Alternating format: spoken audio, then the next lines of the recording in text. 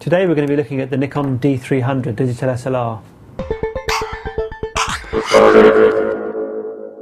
Now the Nikon D200, the camera that the D300 replaces, is one of the best-selling digital SLRs of the last couple of years, aimed at the serious enthusiasts, costing about £1,000. It was the perfect camera for those wanting something a little bit more professional and higher performing than the standard digital SLR entry-level kind of model.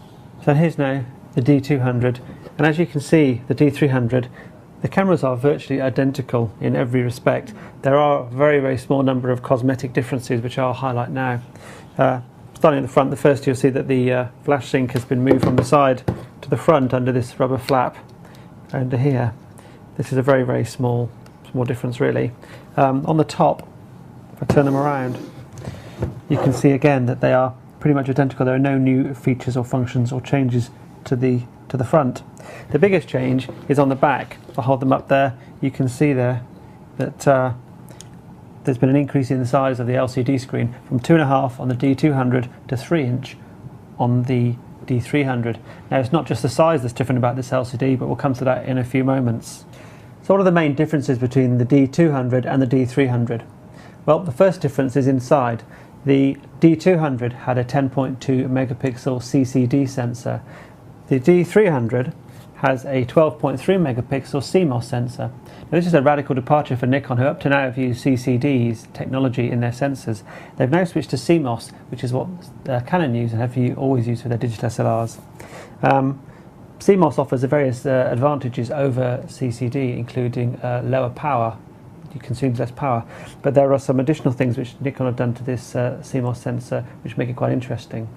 Okay, typically CMOS sensors use less power than CCDs, but Nikon has added other new technologies to the sensor. First is the inclusion of 12-channel parallel readout, which is a bit technical, but essentially it provides faster data transfer from the sensor to the processor, enabling faster frame rate. So the D300, the fastest shooting speed, has been increased to 6 frames per second. Instead of 5 frames per second, and this is continuous now for the size of the card that you're using. If you attach the optional MB-D10 battery pack, that speed increases to 8 frames a second, which is pretty fast for a camera at this price point. The second major addition to the new sensor is the design and construction of the micro lenses which go over the pixels.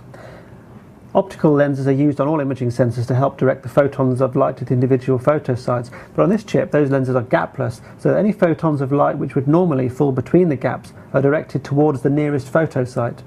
So in principle this means that more information about the scene is captured and should lead to better detail and less noise.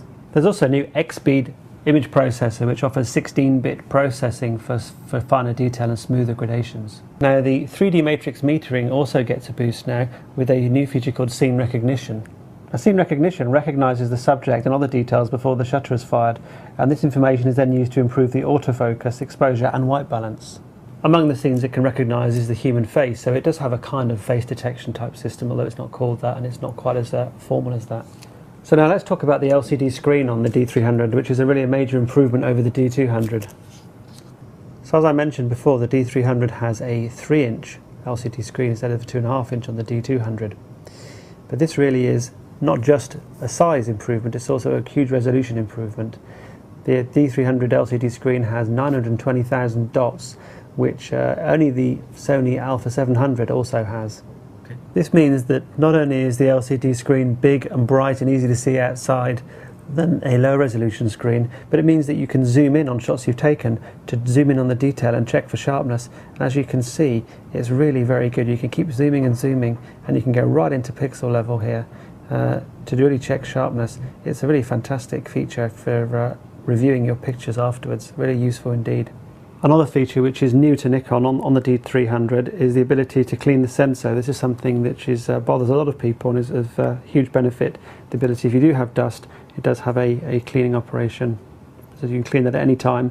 And you can also set it to clean the sensor at startup or shutdown.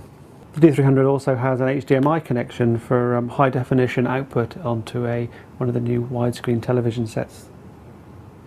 So it isn't just the resolution, the size of the LCD screen that's interesting. The D300, like many new digital SLRs launched this year, has a live view mode.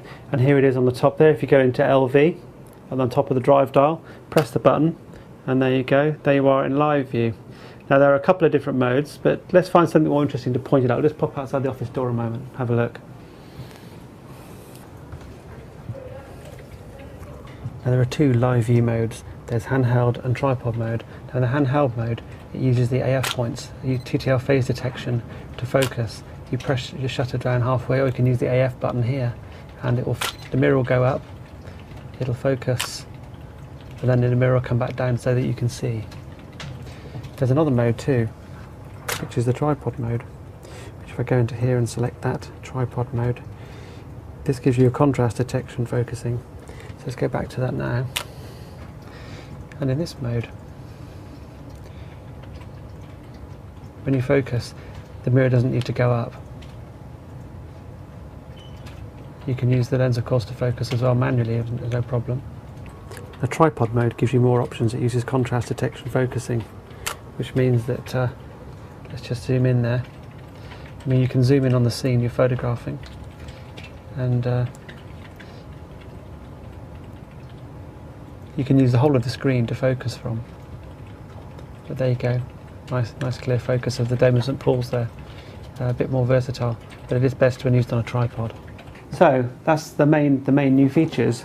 About the body itself, well, just like the D200 before it, the D300 is made from a solid magnesium alloy body. It's built like a tank, it really is, very solid. It's quite heavy, so if you're looking for something small and portable for backpacking, then this is not the camera for you. But if you're either a very serious enthusiast, or a professional, or an aspiring professional, or a semi-professional, or somebody that just wants a camera which is a real solid workhorse, a very reliable, which is well built, is well sealed against dust, moisture and things like that, then the D300 is really a camera you want to look at. We tested the camera using the 17-55 2.8, but we also used other lenses too. We found the results to be exceptionally sharp and detailed, so there's certainly no worries or concerns on that front. Noise, again, this is probably one of the best digital SLRs you've ever tested as far as noise control goes. Really very impressive indeed. And white balance is pretty good too. The only thing is if you're using flash, it's a little bit cold, but and generally without flash, pictures can be a little tiny bit warm, but we kind of like that look. I should point out at this point that the D300 does feature this new picture control feature, which does let you customize the look and color and everything of the pictures as you like them, so you can have them just the way you want. The combination of the CMOS sensor and the XP processor produces some fantastic JPEGs, but you see the greatest improvement if you shoot RAW, where there's really so much information recorded on the sensor that bringing out the full tonal range of the scene is much easier than on most other cameras. Now, in addition, you've also got very high-end features like the 8,000th of a second shutter speed, the potential with the battery pack of getting 8 frames per second, and various optional extras like the wireless transmitter and wireless speed light operation, which you get also of the option to use with the Nikon D300.